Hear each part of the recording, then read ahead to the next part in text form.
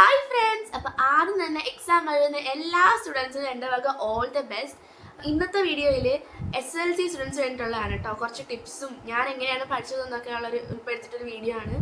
ഞങ്ങളുടെ SLC വീഡിയോയിൽ കുറച്ച് പേര് ചോദിച്ചിട്ടുണ്ടായിരുന്നു എങ്ങനെയാണ് പഠിച്ചത്, ഗ്രേസ് മാർക്ക് ഉണ്ടായിരുന്നോ, ടിപ്സൊക്കെ പറഞ്ഞു തരുമോ എന്നൊക്കെ. അപ്പം അവർക്കുള്ള ഒരു ടിപ്സും ഒക്കെയാണ് ഇന്നത്തെ വീഡിയോ. അപ്പോൾ നമുക്ക് നേരെ വീഡിയോയിലേക്ക് പോവാം. ഞാനങ്ങനെ സ്ട്രെയിൻ ഒന്നും എടുത്ത് പഠിക്കുന്ന ഒരാളല്ല. ഫസ്റ്റ് ടേം ആയാലും സെക്കൻഡ് ടേം ആയാലും ഞാനങ്ങനെ ഇരുന്ന് പഠിച്ചിട്ടൊന്നുമില്ല. ക്ലാസ്സിൽ ശ്രദ്ധിച്ചിരുന്ന അത് എഴുതുക അങ്ങനെയുള്ള എനിക്ക് എക്സാമിനൊക്കെ. പിന്നെ അടുത്ത ദിവസം ടെസ്റ്റ് പേപ്പർ ഉണ്ടെന്നൊക്കെ പറയുകയാണെങ്കിൽ രാത്രി കുറച്ച് നേരം പഠിക്കും, പിന്നെ രാവിലെ കുറച്ച് നേരം ടെക്സ്റ്റൊക്കെ വായിക്കും, അങ്ങനെയൊക്കെയാണ് ചെയ്തുകൊണ്ടിരുന്നത്. പിന്നെ മോഡലും SLC എക്സാമൊക്കെ അടുപ്പിച്ചായപ്പോഴത്തേക്ക് ഒരു ജനുവരി ഫെബ്രുവരി ഇരുന്ന് പഠിക്കാൻ വേണ്ടി ഇരുന്ന് അപ്പോൾ നല്ല സ്ട്രെയിൻ എടുത്ത് പഠിച്ച് എല്ലാം നല്ലപോലെ കവർ ചെയ്ത് ടെക്സ്റ്റ് വായന ഭയങ്കര ഇമ്പോർട്ടൻ്റ് ആണെന്ന് എനിക്ക് അപ്പം മനസ്സിലായി. കാരണം നമ്മൾ സ്കിപ്പ് ചെയ്ത് പോകുന്ന പല ഭാഗത്തും നമുക്ക് ക്വസ്റ്റ്യൻ വരും. ടെക്സ്റ്റിലെ എല്ലാ വേർഡ്സ് നമ്മൾ അത്ര ഇമ്പോർട്ടൻ്റ് ആയിട്ട് പഠിക്കണം. അത് പിന്നെയാണ് എനിക്ക് മനസ്സിലായത്. അപ്പം ടെക്സ്റ്റ് നല്ലപോലെ വായിക്കുക. പിന്നെ പറ്റുമെങ്കിൽ രാവിലെ എണീച്ച് പഠിക്കുന്നത് എനിക്ക് നല്ലപോലെ യൂസ്ഫുൾ ആയൊരു കാര്യമാണ് രാവിലെ എണീച്ച് പഠിക്കുന്നത്. അതൊന്നും എനിക്ക് ഫസ്റ്റ് ടേമിലോ സെക്കൻഡ് ടേമിലോ ഒന്നും അതൊന്നും ഇല്ലായിരുന്നു. ഈ ജനുവരി ഫെബ്രുവരി ആ ടൈമാണ് എനിക്ക് രാവിലെ എണീച്ചുള്ള പഠിത്തവും ഒക്കെ വന്നത്. ഒരു സമയം കളയാതെ ടെക്സ്റ്റ് വായനയും പഠിത്തമൊക്കെ ആയിരുന്നു ആ ടൈം മൊത്തത്തിൽ. അപ്പം പെട്ടെന്ന് ആ സമയത്ത് വർക്ക് ചെയ്തപ്പോഴത്തേക്ക് പെട്ടെന്ന് എനിക്ക് പോർഷൻസ് എല്ലാം കവറാക്കാൻ പറ്റി. പിന്നെ പ്രോബ്ലംസ് നല്ലോണം ചെയ്ത് പഠിക്കുക. ഇപ്പോൾ കെമിസ്ട്രി ആയാലും ഫിസിക്സ് ആയാലും മാത്സ് ആയാലും നല്ലോണം പ്രോബ്ലംസ് ഒക്കെ ഉണ്ടല്ലോ, അപ്പോൾ അതൊക്കെ നല്ലപോലെ കവർ ചെയ്യുക. അപ്പം എക്സാം എനിക്ക് എക്സാം എളുപ്പമായിരുന്നു. ഞങ്ങളുടെ മോഡലിനെ വെച്ച് നോക്കുമ്പോഴത്തേക്ക് പബ്ലിക് എക്സാം നല്ല എളുപ്പമായിരുന്നു. സിമ്പിൾ ക്വസ്റ്റ്യൻസ് ആയിരുന്നു. അപ്പോൾ നമുക്ക് ആദ്യമേ ലാംഗ്വേജ് എന്ന് തുടങ്ങാം. അപ്പോൾ 4 ലാംഗ്വേജാണ് ഉള്ളത്. അപ്പോൾ എല്ലാവർക്കും അറിയാമായിരിക്കും, ഞാൻ ചുമ്മാ പറയുന്നത്.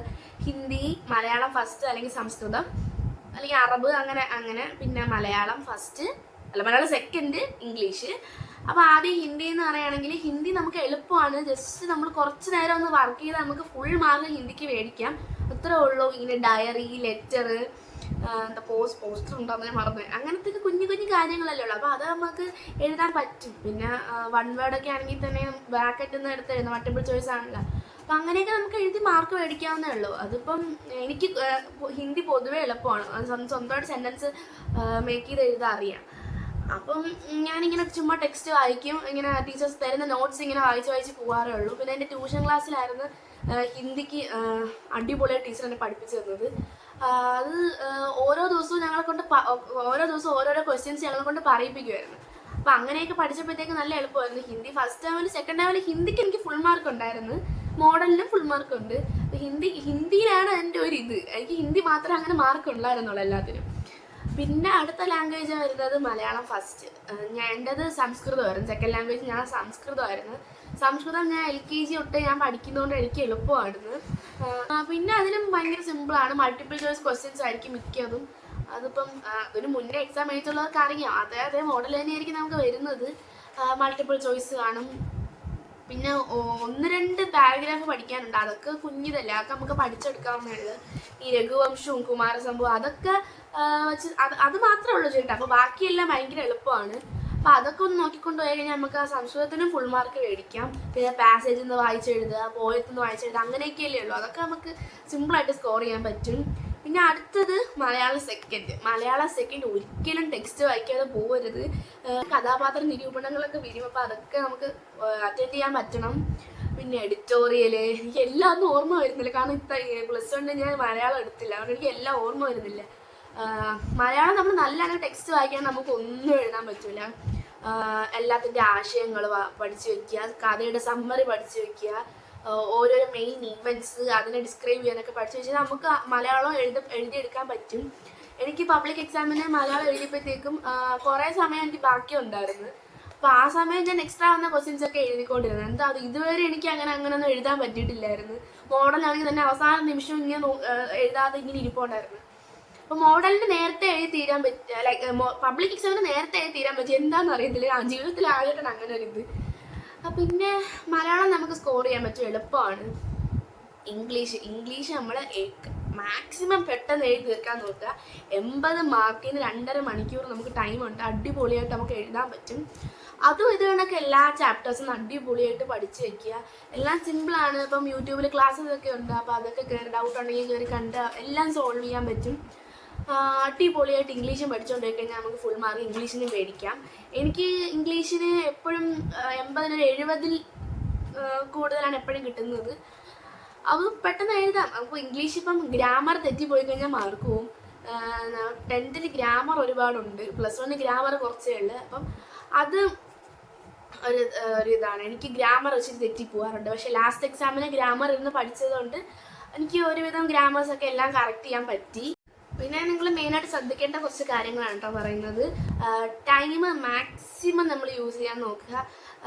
15 മിനിറ്റ് കൂൾ ഓഫ് ടൈം ഉണ്ട്. ആ സമയത്ത് നമ്മൾ എല്ലാം വായിച്ച് എല്ലാം ക്വസ്റ്റ്യൻ പേപ്പറിൽ എഴുതി വെക്കരുത് കേട്ടോ. നല്ലോണം വായിച്ച് മനസ്സിൽ ആൻസറൊക്കെ വെച്ചിട്ട് പെട്ടെന്ന് എഴുതി തുടങ്ങുക. 40 മാർക്കിനാണെങ്കിൽ 1.5 മണിക്കൂറുണ്ട്, നമ്മുടെ 80 മാർക്കിനാണെങ്കിൽ 2.5 മണിക്കൂറുണ്ട്. ഈ രണ്ടും സമയം കൊണ്ട് നമ്മളത് എഴുതിയെടുക്കാൻ നോക്കുക. മലയാളമൊക്കെ 1.5 മണിക്കൂർ കൊണ്ട് എഴുതിയെടുക്കാൻ ഭയങ്കര പാടാണ്. അപ്പോൾ അതെല്ലാം നമ്മൾ മാക്സിമം സമയം മാനേജ് ചെയ്യാൻ നോക്കുക. ഇപ്പോഴേ അതിന് പ്രാക്ടീസൊക്കെ ചെയ്ത് തുടങ്ങുക. അപ്പോൾ ഇംഗ്ലീഷ് ആണെങ്കിൽ തന്നെ 80 മാർക്കിന് ഒരുപാട് എഴുതാൻ കാണും. അതൊക്കെ 2.5 മണിക്കൂർ കൊണ്ട് നമുക്ക് എഴുതാൻ പറ്റണം. അങ്ങനെ ഒരു ഇതിൽ നമ്മൾ പ്രാക്ടീസ് ചെയ്ത് വരണം. നമ്പർ എഴുതണം കേട്ടോ. അത് മറക്കാതെ അക്കം തെറ്റിക്കാതെ കറക്റ്റ് എഴുതി കൊടുക്കുക. അക്കം മാറിപ്പോയ വേറെ ആരെങ്കിലും രജിസ്റ്റർ നമ്പർ ആയി പോവും. അതൊക്കെ നിങ്ങൾക്ക് അറിയായിരിക്കും. പിന്നെ ഞാൻ ചുമ്മാ പറയുന്നതേ ഉള്ളൂ. പിന്നെ ക്വസ്റ്റ്യൻ നമ്പർ തെറ്റിക്കാതെ എഴുതണം കേട്ടോ. ക്വസ്റ്റ്യൻ നമ്പർ എത്തിക്കഴിഞ്ഞാൽ പിന്നെ നമ്മളെല്ലാം പോയി. നമ്മൾക്ക് എത്ര അറിയാവുന്ന ക്വസ്റ്റ്യൻ ആണെങ്കിലും ക്വസ്റ്റ്യൻ നമ്പർ എത്തിക്കഴിഞ്ഞാൽ എല്ലാം പോവും. ഇത് ഈ ടീച്ചേഴ്സൊക്കെ പറഞ്ഞു തന്നിട്ടുണ്ടാവും. പിന്നെ ജസ്റ്റ് ഒന്ന് ഇങ്ങനെ പറയുന്നു, അത്രേ ഉള്ളൂ. പിന്നെ ഇനി അടുത്തത് നമുക്ക് സയൻസിലോട്ട് വരാം. സയൻസ് നമുക്ക് ഫിസിക്സ് ഉണ്ട്, കെമിസ്ട്രി ഉണ്ട്, മാത്സ് ഉണ്ട്, പിന്നെ ബയോളജി. ഈ 4 വിഷയമാണ് നമ്മുടെ സയൻസിൽ. ഫസ്റ്റ് ഫിസിക്സിൽ നിന്ന് വരാം. ഫിസിക്സ് ആകുമ്പോൾ നമ്മൾ പ്രോബ്ലംസ് നല്ല പോലെ ചെയ്ത് പഠിക്കുക. ന്യൂമറിക്കൽ വാല്യൂസ് ഇടുന്ന പ്രോബ്ലംസ് ഒരുപാടുണ്ട്. അപ്പോൾ നമ്മൾ തന്നെ വാല്യൂസൊക്കെ മാറ്റി നമുക്ക് തന്നെ ക്വസ്റ്റ്യൻസ് ഒക്കെ ഉണ്ടാക്കി നമുക്ക് ചെയ്യാൻ പറ്റും. പിന്നെ കൺസെപ്റ്റ് നല്ല ക്ലിയർ ആയിരിക്കണം. ഫിസിക്സ് എനിക്ക് ഭയങ്കര പാടാണ്. പൊതുവെ പാടുള്ള സബ്ജക്റ്റാണ് ഫിസിക്സ്. പിന്നെ ജനുവരി ഫെബ്രുവരി ടൈമിലാണ് ഞാൻ ഫിസിക്സ് ഒക്കെ പഠിച്ചെടുക്കുന്നത്. ആ ടൈം എനിക്ക് എളുപ്പമായിട്ട് തോന്നി, പഠിച്ചപ്പോൾ എളുപ്പമായിട്ട് തോന്നി. പഠിക്കാതിരുന്നപ്പോഴത്തേക്ക് അയ്യോ എന്നെക്കൊണ്ട് പറ്റൂല അങ്ങനെ ഒരു ഇതായിരുന്നു എനിക്ക്. പക്ഷെ പഠിച്ചപ്പോഴത്തേക്ക് എനിക്ക് എല്ലാം ഓക്കെ ആയിട്ട് തോന്നി. എല്ലാ സബ്ജക്റ്റും ഞാൻ വിചാരിച്ച കണക്കൊന്നും അല്ലായിരുന്നു. എല്ലാ സബ്ജക്റ്റും എനിക്ക് പഠിച്ചെടുക്കാൻ പറ്റി. അങ്ങനെ ഫിസിക്സിൽ നമ്മുടെ PYQ ചെയ്തു. PYQ നോക്കാതെ ഒരു എക്സാമിനും പോകാൻ പാടില്ല. PYQ മോഡലായിരിക്കും നമുക്ക് വരുന്നത്. PYQയിൽ ഇമ്പോർട്ടൻ്റ് ആയിട്ട് ഓരോ വർഷത്തെ പേപ്പറിൽ റിപ്പീറ്റ് ആയിട്ട് വരുന്ന ക്വസ്റ്റ്യൻസ് കൂടുതൽ ഇമ്പോർട്ടൻസ് കൊടുത്ത് പഠിക്കണം. അത് 10ലും +1 ടീച്ചർമാർ ഇങ്ങനെ തന്നെയാണ് പറയുന്നത്. ഫിസിക്സ് ആണെങ്കിൽ തന്നെ ടെക്സ്റ്റ് വായിക്കുന്നത് നല്ലതാണ്. ടെക്സ്റ്റ് അങ്ങനെ സ്കിപ്പ് ചെയ്യണം. ടെക്സ്റ്റ് വായിക്കുന്നത് ടെക്സ്റ്റ് വായിച്ചു അത് അത്രയും നമുക്ക് നല്ലതേ ചെയ്യത്തുള്ളൂ. പിന്നെ കെമിസ്ട്രിയിൽ ഒരുപാട് ഇക്വേഷൻസ് ഉണ്ട്, കെമിക്കൽ ഇക്വേഷൻസ്. അപ്പം അതൊക്കെ നന്നായിട്ട് പഠിക്കുക. പിന്നെ ഓരോ കാറ്റലിസ്റ്റ് എനിക്ക് എവിടെയൊക്കെ അറ്റവും മൂലമൊക്കെ ഇങ്ങനെ ചെറുതായിട്ട് ഓർമ്മ വരുന്നത് ഓരോന്നും. അപ്പം റിയാക്ടിവിറ്റി സീരീസ് അതൊക്കെ നന്നായിട്ട് പഠിച്ചുകൊണ്ട് പോകാം. നമുക്ക് മാർക്ക് മേടിക്കാവുന്നതേ ഉള്ളൂ. ഡിസ്പ്ലേസ്മെൻറ്റ് റിയാക്ഷൻസ്, പിന്നെ ഫസ്റ്റ് ചാപ്റ്ററിൽ നിന്ന് പിന്നെ Boyle's law, Charles law, Avogadro's law, ഇതൊക്കെ അടിപൊളിയായിട്ട് പഠിച്ചുകൊണ്ട് പോകാം. ഇതിൽ നിന്നൊക്കെ ഏതെങ്കിലും ഒരു ക്വസ്റ്റ്യൻ വരും. എനിക്ക് ഓർമ്മയുണ്ട്, ഞങ്ങൾക്ക് ഉണ്ടായിരുന്നു മോഡലിനും പബ്ലിക് എക്സാമിനും ഈ ഒരു ഞാൻ പറയുന്ന ക്വസ്റ്റ്യൻസ് ഒക്കെ ഉണ്ടായിരുന്നു. അപ്പോൾ അതൊക്കെ ഒന്ന് നോക്കിക്കൊണ്ട് പോവുക. അപ്പോൾ അതിൽ നിന്നൊക്കെ നമുക്ക് വന്നു കഴിഞ്ഞാൽ എഴുതാൻ പറ്റും. ഭയങ്കര എളുപ്പമാണ്. കെമിസ്ട്രി എഴുതാൻ പറ്റും, നല്ല എളുപ്പമാണ്. എനിക്കും ഒരിതായിരുന്നു കെമിസ്ട്രി എഴുതാൻ പറ്റൂല എന്നൊക്കെ ഉള്ളൊരു തോട്ടായിരുന്നു. ബട്ട് കെമിസ്ട്രിയിൽ നല്ലപോലെ കൺസെപ്റ്റ് മനസ്സിലാക്കി വെക്കുക കേട്ടോ. കൺസെപ്റ്റും ഈ റിയാക്ഷൻസും ഒക്കെ വെച്ച് കഴിഞ്ഞാൽ നമുക്ക് ഒരുവിധം എല്ലാ ക്വസ്റ്റ്യൻസും ചെയ്യാൻ പറ്റും. എളുപ്പമാണ് കെമിസ്ട്രി. പാടായിട്ട് തോന്നുവാണെങ്കിൽ നമുക്ക് പഠിച്ചെടുത്ത് കഴിഞ്ഞാൽ എല്ലാം നല്ല സിമ്പിളാണ്. ക്വസ്റ്റ്യൻസ് വരുമ്പോഴും നല്ല സിമ്പിളാണ്. ഇനി ഇപ്പോഴത്തെ സമയത്ത് ക്വസ്റ്റ്യൻ പാറ്റേൺ ഒന്നും മാറുന്നുണ്ടോയെന്ന് എനിക്കറിയത്തില്ല. ഞങ്ങൾ എഴുതിയ ടൈമിൽ എല്ലാം നല്ല എളുപ്പമുള്ള ക്വസ്റ്റ്യൻസ് ആയിരുന്നു.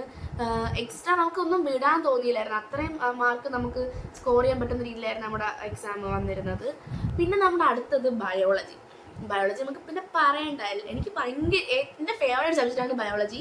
പക്ഷെ +1 വന്നപ്പോഴത്തേക്ക് ഇതൊന്നും അല്ല.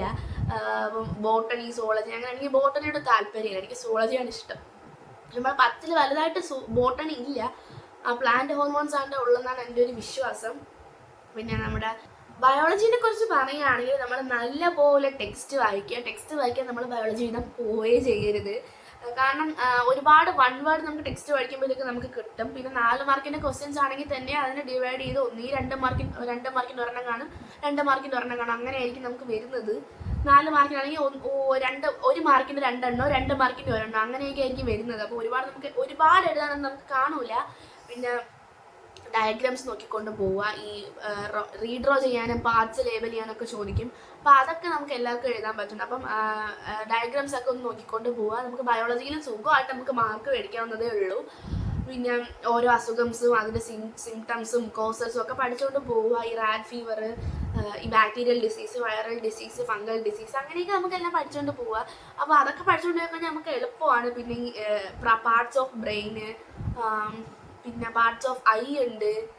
അങ്ങനെ ആ ഐ, ഇയർ, ആ സെൻസ് ഓർഗൻസിൻ്റെ ചാപ്റ്ററൊക്കെ നോക്കിക്കൊണ്ട് പോകും. അതിൽ നിന്നൊക്കെ ക്വസ്റ്റ്യൻസ് വരും. എല്ലാ ചാപ്റ്ററിൽ നിന്ന് ക്വസ്റ്റ്യൻസ് വരാം. ഹോർമോണിൻ്റെ ചാപ്റ്ററിൽ നിന്ന് ക്വസ്റ്റ്യൻ വരും. പിന്നെ ന്യൂറോൺസ്, അങ്ങനെ എനിക്ക് കുറേ ചാപ്റ്ററൊക്കെ മറന്നു പോയി ഞാൻ. അതിൻ്റെയൊക്കെ ചാപ്റ്ററിൽ നിന്ന് കുറേ ക്വസ്റ്റ്യൻസ് വരും. അപ്പോൾ അതെല്ലാം നല്ലപോലെ പഠിച്ചുകൊണ്ട് പോവുക. അടുത്തതാണ് മാത്സ്. മാത്സ് നമ്മൾ വിചാരിക്കുന്ന അത്ര പാടൊന്നുമല്ല. ചെയ്ത് പഠിച്ചു കഴിഞ്ഞാൽ മാത്സ് എളുപ്പമാണ്. ചിലപ്പോൾ ട്രിക്കി ക്വസ്റ്റ്യൻസ് വരും. എന്നാലും നമുക്കത് കൺസെപ്റ്റൊക്കെ മനസ്സിലാക്കി ഇക്വേഷൻസ് ഒക്കെ അറിയാമെന്നുണ്ടെങ്കിൽ നമുക്കത് എഴുതാൻ പറ്റും. ഇപ്പം എല്ലാ ഇക്വേഷൻസും നോക്കി വെക്കുക. ഈ സർക്കിള്, ട്രയാങ്കിള്, കോണ്, അങ്ങനെ കോണും സ്പിയറും ഒക്കെ വരുന്ന ചാപ്റ്റർ ഉണ്ടല്ലോ, അതിൽ നിന്ന് ക്വസ്റ്റ്യൻ വരും. അപ്പോൾ അതിൻ്റെ ഇക്വേഷൻസ് ഒക്കെ നല്ലപോലെ തിരിഞ്ഞു പോകാൻ ചാൻസ് ഉണ്ട്. അപ്പോൾ അതൊക്കെ നല്ലപോലെ പഠിച്ചുകൊണ്ട് പോവുക. ഇക്വേഷൻസും നമ്മുടെ കൺസെപ്റ്റ് മനസ്സിലാക്കി കഴിഞ്ഞാൽ മാത്സ് നന്നായിട്ട് എഴുതാൻ പറ്റും. പിന്നെ നമ്മൾ പ്രോബ്ലംസ് ചെയ്തുകൊണ്ടേ ഇരിക്കുക. ഓരോ ദിവസവും പ്രോബ്ലംസ് ചെയ്തുകൊണ്ടേ ഇരിക്കുക. പിന്നെ നമ്മൾ PYQ വർക്കൗട്ട് ചെയ്യുക. ഒരുപാട് PYQ വർക്കൗട്ട് ചെയ്യാം. എൻ്റെ മാത്സ് എക്സാമിൻ്റെ ആ സമയത്ത് സാറ് ഞങ്ങൾക്ക് കുറേ ക്വസ്റ്റ്യൻ ഞങ്ങൾ വർക്കൗട്ട് ചെയ്യിപ്പിച്ച്. അത് മാത്രമല്ല, ഞങ്ങൾക്ക് ഓരോരുത്തർക്കും കുറേ ക്വസ്റ്റ്യൻ പേപ്പേഴ്സ് ഉണ്ട്. 70 ക്വസ്റ്റ്യൻസ് ആണ് ഉള്ള ഒരു ക്വസ്റ്റ്യൻ പേപ്പർ തന്നെ. അങ്ങനെ അതെല്ലാം കൂടെ വർക്കൗട്ട് ചെയ്ത് വന്നപ്പോഴത്തേക്ക് ഒരുവിധം എല്ലാം ഓക്കെ ആയി. അപ്പം അങ്ങനെയൊക്കെയാണ് ഞാൻ പഠിച്ചത് മാത്സ് ഒക്കെ. അപ്പം നിങ്ങൾ വർക്കൗട്ട് ചെയ്ത് കഴിഞ്ഞാൽ എഴുതാനൊക്കെ പറ്റും. അടുത്തത് നമ്മുടെ സോഷ്യൽ സയൻസ്. ഞാൻ എത്ര എഴുതിയാലും എനിക്ക് മാർക്ക് കിട്ടാത്ത ഒരു സബ്ജക്റ്റാണ് സോഷ്യൽ സയൻസ്. അതെന്താണെന്ന് എനിക്ക് അറിയത്തില്ല. അപ്പോൾ എത്രത്തോളം എഴുതണമെന്ന് എനിക്കും അറിയത്തില്ലായിരുന്നു. പിന്നെ ട്യൂഷൻ ക്ലാസ്സിൽ എനിക്ക് എപ്പോഴും 75 എബോവ് ഉണ്ടായിരുന്നു. അപ്പം ആ ഒരു ഇതിലാണ് ഞാൻ പോയി എക്സാം എഴുതിയത്. എനിക്ക് എപ്പോഴും ഒരു 60ക്ക് ബിലോ ആയിരിക്കും എനിക്ക് എപ്പോഴും മാർക്ക് കിട്ടുന്നത്. 65ന് ബിലോ ആയിരിക്കും മാർക്ക് കിട്ടുന്നത്. അപ്പം എനിക്ക് SSC ഇഷ്ടമുള്ളൊരു സബ്ജക്റ്റാണ്. ഹിസ്റ്ററിയാണ് കൂടുതൽ ഇഷ്ടം ജിയോഗ്രഫിക്കാളും. അപ്പം നമുക്ക് സ്കിപ്പ് ചെയ്ത് പഠിക്കാം. ഒരുപാട് ചാപ്റ്റർ നമുക്ക് വിട്ട് പഠിക്കാം. ആ പഠിക്കുന്ന ചാപ്റ്റർ നല്ല തറവായിട്ട് പഠിക്കാം. പിന്നെ ഞാനെന്താ വെച്ചിട്ടുണ്ട്, ഞാൻ ആ സ്കിപ്പ് ചെയ്ത ചാപ്റ്ററൊന്നും ഇമ്പോർട്ടൻ്റ് ആയിട്ട് തോന്നിയിട്ടുള്ളതൊക്കെ പഠിച്ചുകൊണ്ട് പോയിട്ടുണ്ട്. അത് അടിപൊളിയായിട്ട് എഴുതാൻ പറ്റി. നമ്മുടെ ഈ റെവല്യൂഷൻസിൽ നിന്ന് ഏതെങ്കിലും ഒരു എസ്സേ വരാൻ ചാൻസ് ഉണ്ട്. MS സൊല്യൂഷൻ്റെ പ്രഡിക്ഷൻ എന്നാണ് ഞാനത് പഠിച്ചുകൊണ്ട് പോയത്. അപ്പോൾ ഞങ്ങളുടെ ആ ടൈമിൽ MS സൊല്യൂഷൻ ഉണ്ടായിരുന്നല്ലോ. അപ്പം ആ MS സൊല്യൂഷൻ്റെ പ്രഡിക്ഷൻസ് ഒക്കെ അന്ന് വരുമായിരുന്നു. അപ്പോൾ ആ സമയത്ത് ഭയങ്കര യൂസ്ഫുൾ ആയിരുന്നു. എക്സാമിനർ, സൈലം, എജ്യൂപോർട്ട്, നമ്മുടെ MS സൊല്യൂഷൻ, ഇവരൊക്കെയാണ് സത്യം പറഞ്ഞാൽ അവസാന സമയത്ത് നമുക്ക് എന്തെങ്കിലുമൊക്കെ ഡൗട്ട് വരികയാണെങ്കിൽ ഞങ്ങൾക്ക് റെഫർ ചെയ്യാൻ പറ്റിയത്. എല്ലാ സ്റ്റുഡൻസും ഇതൊക്കെ തന്നെയായിരിക്കും ചെയ്യുന്നത്. പിന്നെന്താ, SS നമുക്ക് പ്രീവിയസ് ഇയറിൽ നോക്കുക. പ്രീവിയസ് ഇയറിൽ കുറേ ക്വസ്റ്റ്യൻസ് കോമൺ കാണും. അപ്പോൾ അതൊക്കെ നമ്മൾ വീണ്ടും പഠിച്ചുകൊണ്ടേ ഇരിക്കുക. പിന്നെ നമുക്ക് SS ഒക്കെ നന്നായിട്ട് എഴുതാൻ പറ്റും. എഴുതാൻ ഇഷ്ടമുള്ളവർക്ക് SS അടിപൊളിയായിട്ട് എഴുതാൻ പറ്റും. കാരണം ഒരുപാട് എസ്സേ ഒക്കെ ഉള്ളതാണല്ലോ. അപ്പോൾ ഇനി അടുത്തത് IT ഞാൻ അങ്ങനെ ലാബിലൊന്നും ഞാൻ പോയിട്ടൊന്നുമില്ല. മോഡലിൻ്റെ ടൈമിൽ ട്യൂഷൻ ക്ലാസ്സിൽ ഞങ്ങളുടെ സാറ് പറഞ്ഞു തന്ന് ഓരോ കാര്യങ്ങൾ എങ്ങനെയാണ് ഞങ്ങളെ കൊണ്ട് ചെയ്യിപ്പിച്ച്. അങ്ങനെയാണ് ഞങ്ങൾ മോഡലിനൊക്കെ പോയി ചെയ്യുന്നതും പബ്ലിക് എക്സാമിന് ചെയ്യുന്നതും. അല്ലാണ്ട് ഞങ്ങളിങ്ങനെ IT ലാബിലൊന്നും പോയി അങ്ങനെയൊന്നും ചെയ്തിട്ടൊന്നുമില്ല. ഞങ്ങൾ പോകും, പക്ഷെ എല്ലാവരും ഒരു കമ്പ്യൂട്ടറിൽ 5 പേരൊക്കെയാണ്. അപ്പം എല്ലാവർക്കും ഒന്നും ചെയ്യാൻ പറ്റൂല. ITയും കുഴപ്പമില്ല, നമുക്ക് എഴുതാനൊക്കെ പറ്റും. നമുക്ക് തിയറി അറിഞ്ഞിരുന്നാൽ മതിയല്ലോ. പിന്നെ നമുക്ക് പ്രാക്ടിക്കലും എല്ലാം ചെയ്യാൻ പറ്റും. പ്രാക്ടിക്കൽ ചെയ്യാൻ സംഭവം ഭയങ്കര രസമാണ്. നമ്മൾ ജസ്റ്റ് നോക്കി വെച്ച് കഴിഞ്ഞാൽ നമുക്കത് ചെയ്യാൻ പറ്റും. നല്ല രസമാണ് കേട്ടോ ചെയ്യാൻ വേണ്ടിയിട്ട്. IT ഒക്കെ എനിക്ക് ഭയങ്കര ഇഷ്ടമായിരുന്നു IT ചെയ്യാൻ. പക്ഷേ അവസാന നിമിഷമാണ് നമ്മൾ ITക്ക് വേണ്ടി പ്രിപ്പയർ ആയത്. അങ്ങനെ ഞങ്ങൾ ജനുവരി ഒക്കെ ആയപ്പോഴത്തേക്കും എനിക്ക് നൈറ്റ് ക്ലാസ് തുടങ്ങി ട്യൂഷൻ ക്ലാസ്സിൽ. അപ്പോൾ അവിടെ പോയിരുന്നെല്ലാം പഠിക്കുകയും ഇപ്പോൾ ഓരോ ചാപ്റ്റർ വീണ്ടും സാറുമാർ പറഞ്ഞു തരികയൊക്കെ ചെയ്താണ് ഒരുവിധം എല്ലാ ചാപ്റ്റേഴ്സും ഞാൻ കവർ ചെയ്തത്. അപ്പോൾ അതൊക്കെ ഭയങ്കര യൂസ്ഫുൾ ആയിരുന്നു. ഒരു ട്യൂഷൻ ക്ലാസ്സിൽ രാവിലെ ഇരുന്ന് ഓരോ പ്രോബ്ലംസ് ഒക്കെ ഞങ്ങൾ ഫ്രണ്ട്സ് എല്ലാവരും കൂടി ഇരുന്ന് വർക്കൗട്ട് ചെയ്യും. അപ്പോൾ അതൊക്കെ അങ്ങനെയൊക്കെ ചെയ്ത് കഴിഞ്ഞാൽ നമുക്ക് പെട്ടെന്ന് ഗ്രാസ്പ് ചെയ്യാൻ പറ്റും ഓരോ കാര്യങ്ങൾ. അപ്പം ഒന്നും കൂടെ എല്ലാവർക്കും ഓൾ ദ ബെസ്റ്റ്. എല്ലാവർക്കും അടിപൊളിയായിട്ട് എക്സാം എഴുതാൻ പറ്റട്ടെ. അപ്പം ഈ വീഡിയോ എല്ലാവർക്കും യൂസ്ഫുൾ ആയെന്ന് വിചാരിക്കുന്നത്. വീഡിയോ ഇഷ്ടമാണെങ്കിൽ എല്ലാവരും ലൈക്ക് ചെയ്യുക, ഷെയർ ചെയ്യുക, സബ്സ്ക്രൈബ് ചെയ്യുക. സബ്സ്ക്രൈബ് ചെയ്യുമ്പോൾ ഓൾ ബെൽ ബട്ടൺ പ്രസ് ചെയ്യാൻ മറക്കരുത്. അപ്പോൾ ഞങ്ങൾ അടുത്ത വീഡിയോ ആയിട്ട് വരുന്നവരെ ബൈ.